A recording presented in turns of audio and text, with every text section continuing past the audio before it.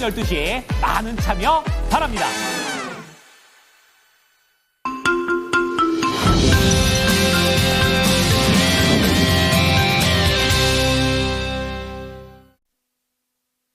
자, 이어서 모닝 스탠바이 들어가 보도록 하겠습니다. 오늘은 바로자산운용의 윤정식 상무입니다. 상무님, 안녕하십니까? 안녕하세요. 네. 자, 뉴욕 증시가 사상 최고치 랠리를 잠깐 멈추고 또 경제지표라든지 이런 것들 보고 가려는 그런 움직임들을 간밤에 보여줬습니다. 자, 오늘 국내장, 금요일장 앞두고 있는데요. 어떠한 체크포인트로 접근해 보는 게 좋을까요? 네, 항상 이 시간에 가장 중점적으로 말씀드렸던 건 뉴욕 증시였습니다. 국내 증시, 국내에 무언가의 변수가 나타났다라기보다는 뉴욕에서 어떤 변수가 한국으로 넘어왔고 그 변수들로 인해서 국내 시장이 어제 같은 경우 어떻게 펼쳐졌고 오늘은 어떻게 펼쳐질지 대응은 어떻게 할지 이런 부분들을 좀 말씀드렸었는데 항상 인과관계에서 원인이 미국에서 넘어왔었거든요. 그런데 이제는 한국에 좀 더 많이 있는 것 같습니다.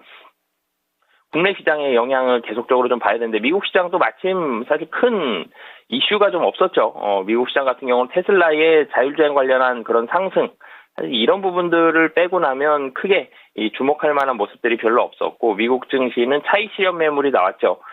시장이 올라가는데 힘이 조금 붙인 모습입니다. 물론 뭐 나쁜 시장은 아닙니다. 추가적으로 더 상승할 가능성이 좀 더 높고요. 그렇지만 미국 시장에서 상승에 대한 기울기가 굉장히 완화됐고 상승하는 그 힘이 좀 떨어져 있는 그런 모습들이 있고 횡보하는 날들이 좀 많이 나오죠. 차익 실현 매물도 계속 나오고 어제 미국 증시의 모습을 한 줄로 요약하면 차익 실현 매물이 나와서 좀 약하다 이렇게 요약할 수 있을 것 같거든요. 그러니까 차익 실현 매물이 계속적으로 좀 나온다는 얘기는 이 정도 수준이면 상당히 좀 많이 올라왔다라고 생각하는 투자자들이 좀 많다라는 건데 차익 실현 매물이 나올 때는 시장의 힘은 좀 떨어집니다만 그렇다고 추세적으로 조정 나오는 경우가 별로 없었거든요. 그래서 미국 시장은 나쁘지는 않으나 상승 탄력은 좀 떨어지는 정도고 종목별 장세가 펼쳐지고 있는 그런 상황인데 어제 같은 경우는 자율주행에 대한 기대감으로 테슬라가 상승을 했고 그러면서 52주 신고가를 기록을 했다라는 점 이런 부분들만 사실 좀 보시면 될 것 같아요. 그리고 이 고용지표가 좀 좋지 않게 나왔죠. 예상치보다 좀 떨어졌는데 이 부분 때문에 시장이 좀 충격받았었던 거는 고용지표 예상치보다 좀 안 좋게 나왔다. 이런 부분들도 있지만 다른 경제지표 다 좋았거든요. 최근에 시장 컨센서스를 하회한 중요한 경제지표가 없었습니다. 그런데 당연히 잘 나올 줄 알았는데 이거보다 좀 덜 좋게 나왔다. 고용에 대해서 이런 부분들이 경제로 좀 더 확산될 가능성도 있는데 그런 가능성이 좀 낮긴 합니다. 그래서 경제지표 당분간은 조금 더 잘 봐야 될 것 같습니다. 그동안은 계속적으로 좀 잘 나왔기 때문에 경제지표에 대한 중요도는 사실 똑같았죠. 중요도는 똑같았는데, 이 변수가 좀 작았었죠. 그래서 시장이 좀 덜 주목했었는데, 앞으로는 미국의 경제지표도 고용지표처럼 좀 예상치보다 좀 안 좋게 나올 수도 있습니다. 그런 부분들이 있기 때문에, 경제지표도 좀 잘 봐야 된다라는 점 말씀을 드리겠고요. 이제 국내 시장으로 넘어와야 될 것 같습니다.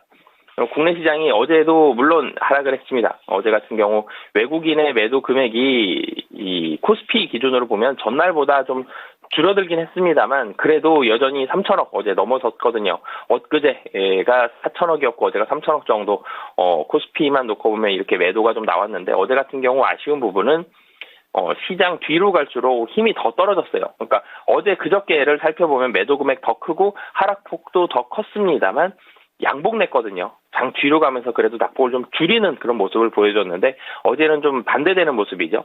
장 초반에 분명히 약세로 시작을 했습니다. 근데 약 보합권 정도로 시작을 했거든요. 살짝 조정받아서 시작을 했는데 여기에서 장 후반으로 가면서 더 밀리는 그런 모습들이 있었고 그러면서 힘이 더 떨어지고 음봉이 좀 길게 나오면서 사실 차트상으로 보면 그제보다는 어제가 좀 더 안 좋은 그런 모습들이 있었거든요.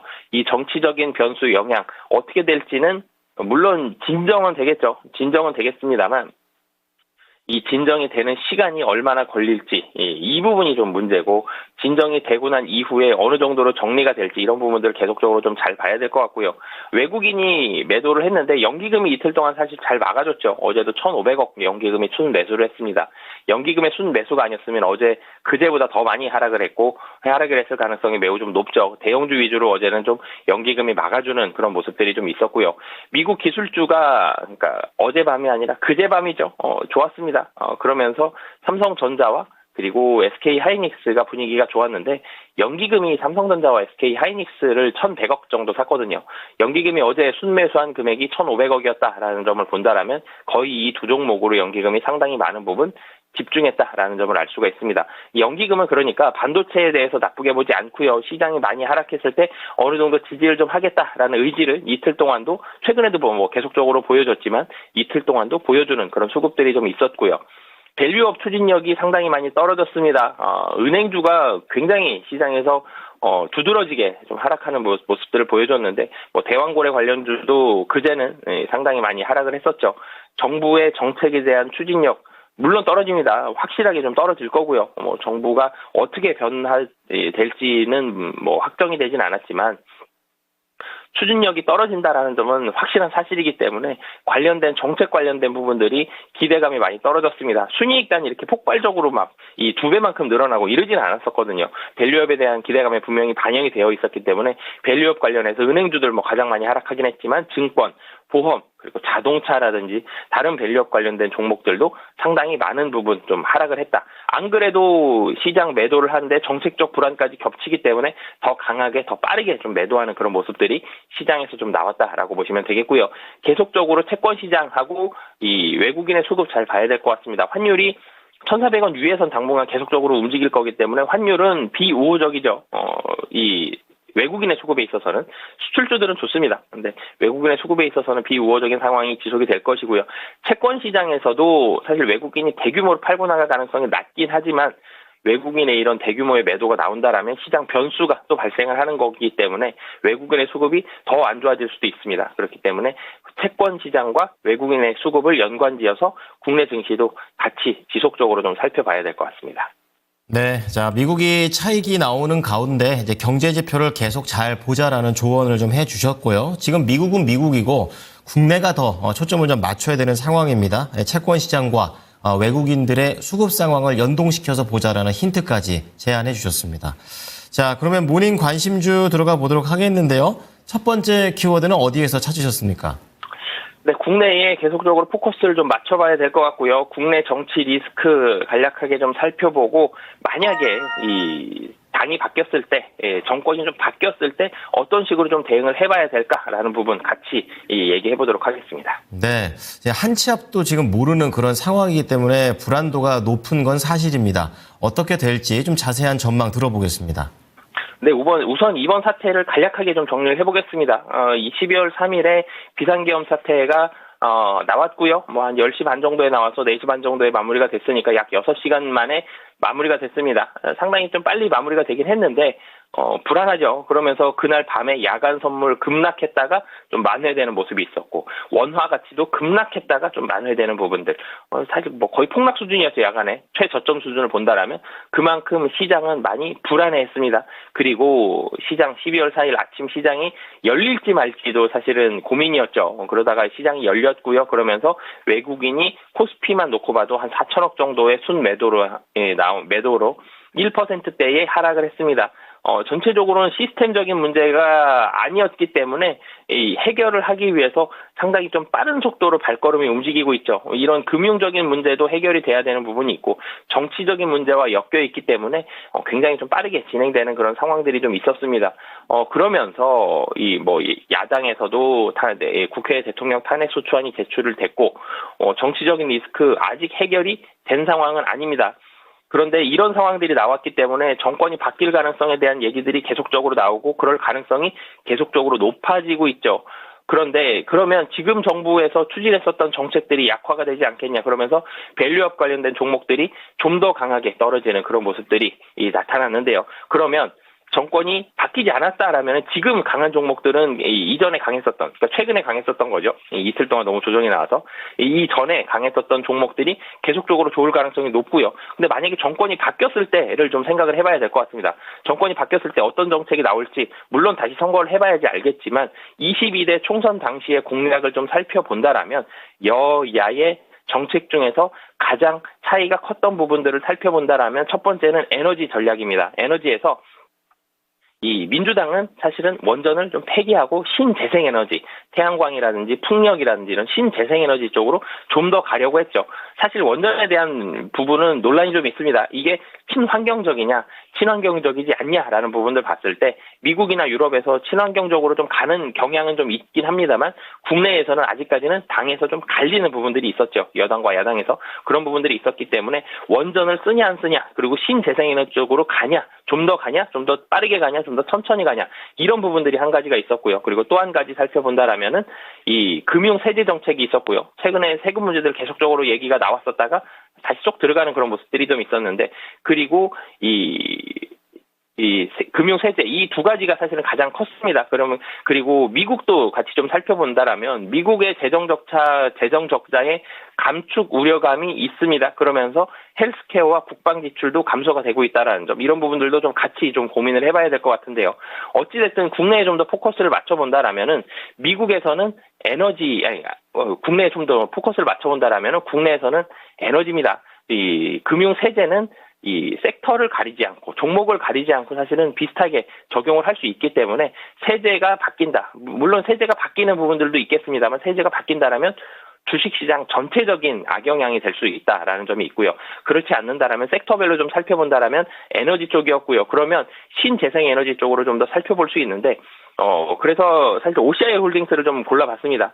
이 OCI 홀딩스를 골라보면서 사실 신재생에너지 수급이 다 좋지가 않거든요. 지금 주가도 굉장히 바닥을 찍고 있고요. 수급적으로도 굉장히 좋지 않고 실적으로도 좋지 않은 그런 모습들이 나오고 있습니다. 그런데 OCI 홀딩스를 좀 골라본 이유는 풍력보다는 그래도 태양광 쪽이 조금 더 나은 그런 상황들이 좀 있고요. 태양광 같은 경우는 특히 OCI 홀딩스 같은 경우는 미국 진출이다라는 부분들에 있어서의 한 가지 가산점이 좀 들어갑니다. 미국 같은 경우는 증설이 제한적인 웨이퍼와 셀 이런 부분에 있어서의 조인트 벤처를 추진한다라는 점, 그리고 OCI 하면 또 한미약품 생각나죠. 사업부가 제약으로 가냐라는 부분들도 좀 있었는데 OCI 홀딩스에서 제약보다는 태양광에 집중을 하겠다라는 점, 이런 부분들까지 밝혔기 때문에 본업에 좀 더 집중을 하면서 향후에 전망이 좀 좋은 미국의 이 웨이퍼와 셀 사업에 진출한다, 이런 부분들에 대한 기대감이 있기 때문에 물론 신재생에너지들 대부분의 종목들이 주가가 상당히 좀 아래에 가 있습니다만 향후 전망에 있어서는 OCI 홀딩스 긍정적이기 때문에 관련돼서 좀 관련주로 좀 엮어봤습니다. 자, 그렇다면은 지금 OCI 홀딩스는 연저점 수준입니다. 어느 정도의 목표가를 보시나요? 네, 사실 굉장히 좀 바닥권에 있습니다. 주가만 놓고 보면 되게 좋아 보이는데요. 근데 물론 이제 아래쪽으로 떨어져 있다고 무조건 좋은 종목은 아닙니다만 최근 들어서 좀 긍정적인 부분들을 좀 찾아본다라면은 금융투자, 투신, 연기금, 기관들은 좀 사고 있다라는 점, 이런 부분들이 있기 때문에 지금 자리는 거의 바닥권에 도달한 자리 같습니다. 그래서 지금 자리 바닥권이고 미국의 조인트 벤처 진출한다라면 정권이 크게 바뀌지 않는다라고 하더라도 목표가 7만 원까지 잡고 대응하시면 한 15% 정도 되는데 이 정도는 크게 어렵지 않게 상승 가능하다라고 보여집니다. 네, 자, OCI 홀딩스 국내 정치를 에너지로 풀어주셨습니다. 자, 두 번째 키워드는 어디에서 찾아볼 수 있을까요? 네, 최근 이틀 동안 가장 주목이 많이 갔던 섹터죠. 은행주입니다. 이 은행주 급락이 왜 이루어졌고 어떻게 좀 대응을 해봐야 될까라는 부분들 말씀드리도록 하겠습니다. 네, 안 그래도 신한지주도 한번 말씀을 해 주셔가지고 밸류업에 대해서 크게 한번 밀렸습니다. 그래서 이거를 어떻게 우리가 팔아야 되는 건지 아니면 지금 단기적인 악재인 건지 굉장히 혼란스럽거든요. 어떻게 보십니까? 네, 은행주가 다 하락했습니다. 예상치 못했었던 변수가 회사에서 발생해도 대응하기 쉽지 않은데요. 국내에서 정치적으로 발생을 했습니다. 그래서 더 대응하기가 쉽지 않았는데요. 실적이 확 바뀐 건 아닙니다. 그리고 회사가 무언가에 어떤 식으로 바꾸겠다라고 발표한 것도 아닌데 주가는 급락이 나왔죠. 굉장히 많은 폭으로 하락했습니다.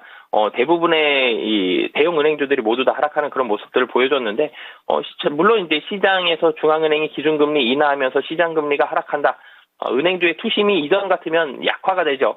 기준금리가 떨어지면 예대마진 떨어지면서 은행주 투심이 약화되는 그런 관습적인 모습들이 이전에 좀 있었는데, 이런 부분이나 아니면 원화 약세, 이런 부분들도 영향을 미칠 수는 있습니다만 이번에 급락은 여기에는 원인이 있다라고 보기에는 상당히 좀 제한적이죠. 이런 영향이 물론 있었을 수는 있겠습니다만 굉장히 미미하게 영향을 미쳤을 것 같고요. 이 은행주에 대한 급락은 이틀 동안의 급락은 비상계엄 발동과 해제 이후에 정치적인 불확실성이 확대되면서 그러면서 밸류업 정책 이행에 대한 불안감이 나오는 그런 상황입니다. 은행 같은 경우는 정부가 주도한 밸류업 정책에 가장 잘 부합하는 업종입니다. 은행은 이익도 계속적으로 나고 있고요. 현금도 많이 가지고 있고요. 정부의 통제에 비교적 잘 따라주는 업종들이기 때문에 이 주주환원 확대 여력이 굉장히 높았고요. 그러면서 정부의 정책에도 굉장히 많은 호응도를 보여줬습니다. 그러면서 이런 밸류업이 사실 최근에 순이자 마진이 하락하면서 성장세가 전체적으로는 좀 둔화가 된다. 이 금액 자체는 좋습니다. 근데 은행이 성장에는 굉장히 제한적인 그런 상황이었거든요. 그렇지만 은행주가 굉장히 괄목할 만한 다른 업종들에 비해서 굉장히 괄목할 만한 주가 상승을 만들어냈는데 사실 은행주가 심심한 업종이었죠. 시장에서 포트폴리오의 안정성을 높이기 위해서 편입하는 종목이었지 수익률을 높이기 위해서 편입하는 종목은 아니었습니다. 그런데 이런 괄목할 만한 수익률을 위해 편입한 종목들보다도 더 높은 수익률을 기록했었던 이유는 분명하게도 주주환원 확대와 총 주주 수익률 제고에 대한 이런 기대감이었는데 이런 부분들이 많이 떨어지면서 실적만으로 올라갔었던 그리고 안정성만으로 올라갔었던 이런 부분들 이상을 많이 반납하는 그런 상황인데요. 그렇지만 이번에 이틀 동안 이어졌던 주가는 상당히 좀 과도한 하락이다라고 보여집니다. 예를 들어서 이 모든 정책이 기존 예상대로 주주환원 책이 이행된다라면 이 대형 은행주들 중심으로 보면 이 주주환원 책이 이행되면 총 주주 수익률이 한 7%대 후반, 8% 가까운 그런 모습들이 예상이 됩니다. 그리고 자사주 매입과 소각 규모가 24년 정도에서 유지되고 배당 총액만, 배당금만 조금 더 늘어난다라면은 6%대까지 떨어질 수 있고요. 그런데 그러면 모두 다 안 된다라고 가정을 해봅시다. 이 밸류업 정책이 모두 다 안 된다. 그러면 과거 배당 성향으로 회귀된다고 하더라도 4%대거든요. 4%가 나쁘진 금리가 아닙니다. 지금 시중 은행 가면 뭐 저축은행까지 간다고 하더라도 4%의 금리를 받는 데가 거의 없거든요. 그래서 은행주들 같은 경우는 상당히 이 주가가 많이 떨어졌음에도 불구하고 배당 수익률, 총 주주 수익률이 4%대 이상이다라고 보시면 되겠고요. 그런데 또 하나는 이미 발표한 밸류업을 당장 뒤집기가 쉽지 않죠. 이렇게 하겠다라고 얘기를 했는데 그 정책을 단기간에 확 바꾼다. 이렇게 얘기하기가 물론 정부 정책에 호응해주는 사실 의도가 이 기저에는 가장 많이 깔려 있었고 가장 많이 영향을 미치는 요인이었겠지만 이 정권이 바뀐다라고 하더라도 이렇게 했던 거 당장 이렇게 바꾸겠습니다라고 손바닥 뒤집듯이 이렇게 바꿀 수 있는 정책은 아니거든요. 배당이라든지 주주환원 책은. 그렇기 때문에 굉장히 크게 낮아질 가능성은 좀 낮다라고 보시면 되겠지만 그렇다고 하더라도 모두 다 백지화 된다고 하더라도 수익률이 총 주주 수익률은 굉장히 그래도 여전히 4%대 이상이기 때문에 좀 높은 수준이다. 그렇기 때문에 은행주는 물론 추가적으로 단기적으로는 하루 이틀 정도 더 하락할 수는 있겠습니다만 다시 이번 주가 정도는 좀 회복할 가능성이 높고 지금 이 주가 하락은 좀 과도하다라고 보여지고요. 관련된 종목으로는 KB금융입니다. 당연히 실적 좋습니다. 성장성은 좀 떨어졌다라고 하더라도 견조한 실적 나오고 있고요. 그리고 지금 말씀드렸던 대로 지금보다 주가가 더 떨어집니다. 그러면 총 주주 수익률은 더 올라가죠. 그렇기 때문에 이런 부분들까지 본다면 여전히 저가 매력까지 부각이 되고 있는 그런 상황이다라고 보시면 되겠습니다.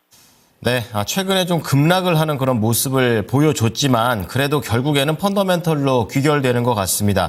어느 정도의 상방을 보십니까?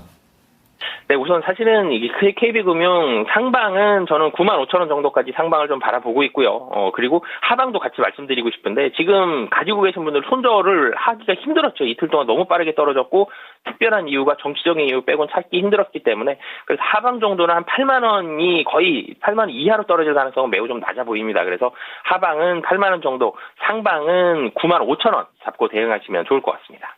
네, 급히 떨어진 만큼 좀 더 세부적으로 조언을 해주셨습니다. 자, 마지막으로 관심주는 어디에서 찾으셨습니까? 네, 관심주도 이 한국전력 찾아봤는데 관심주도 사실은 한국전력도 이 배당이라든지 이런 부분들 기대를 하고 있는데 사실 이런 부분들보다는 관심주를 어떤 종목으로 할까? 사실 시장에서 지금 제가 키워드 1과 키워드 2가 다 안 좋은 얘기만 드렸죠. 안 좋은데 그중에서 그나마 좀 낫다. 있다. 아니면 안 좋은 상황 속에서 이제는 많이 떨어졌기 때문에 급락에 대해서 이런 식으로 대처를 해보자라고 말씀을 드렸는데 한국전력을 고른 이유는 내년 실적이 좋아진다라는 점, 금년에도 좋은데 내년 실적도 상당히 좋아진다라는 점, 실적이 계속적으로 성장을 하면 지금 정치적인 이유로 인해서 국내 증시가 다 같이 떨어지고 그러면서 주가도 같이 떨어졌던 부분에 있어서는 충분히 좀 만회를 할 수 있는 안정적인 발판이 이 지지대가 좀 있다라는 이런 모습들이 있다라는 판단이 들어서 한국전력 요금 인상 기대감 계속적으로 있습니다. 금년 실적 많이 성장했고요. 25년도에도 이익 성장세 이루어질 가능성 상당히 좀 높기 때문에 한국전력 관심 갖고 보시면 좋을 것 같습니다. 네, KB금융하고 한국전력하고 차트 모양이 비슷합니다. 목표가 얼마나 볼까요? 사실 하방은 21,000원 정도에서는 충분히 좀 지지가 될 가능성이 좀 높아 보입니다. 121선이 있고요. 그리고 지금 이 21,000원에서부터 한 단계 주식을 레벨업한 그런 부분들도 있기 때문에 21,000원 정도는 지지가 될 가능성이 떨어진다고 하더라도 가능성이 상당히 좀 높고 내년도를 바라본다면 이익 성장은 계속적으로 좀 이루어질 가능성이 좀 높기 때문에 이 목표가는 23,000원 1차적으로 잡고 대응하도록 하겠습니다. 네. 자, 오늘 윤정식 상무의 종목들이 공개가 됐습니다. 정리해 드리겠습니다. 자, 첫 번째는 이제 국내 정치를 신재생 에너지 쪽으로 풀어서 OCI 홀딩스입니다. 지금 관련해가지고 최근에 흐름이 안 좋지만 이러한 부분들이 오히려 본업의 집중도를 높이고 미국 진출에 대한 기대감 그리고 풍력보다는 신재생 내에서도 태양광이 낫다라는 얘기를 해주셨습니다. 목표가 7만 원이고요. 자, 두 번째는 이제 밸류업에 대한 우려가 있었지만 그래도 우선 견조한 실적과 저가 매력이 부각됐다라는 관점에서 KB금융입니다. 좀 더 구체적으로 목표가는 95,000원 그리고 밑에 하방은 8만 원을 제시해 주셨고요. 이제 마지막으로 실적 성장세에 초점을 맞춰보자라는 관점에서 한국전력이 되겠습니다. 21,000원 좀 하단으로 놓고요. 23,000원의 목표가를 제시해 주셨습니다. 상무님 오늘 내용 잘 참고하겠습니다. 감사합니다. 네, 감사합니다. 지금까지 투자 판단에 도움이 될 수 있는 정보를 제공해 드렸습니다. 하지만 특정 종목의 상승과 하락을 보장하지는 않으니까요. 이 부분 참고해 주시기 바랍니다. 금요일장도 힘내십시오. 고맙습니다.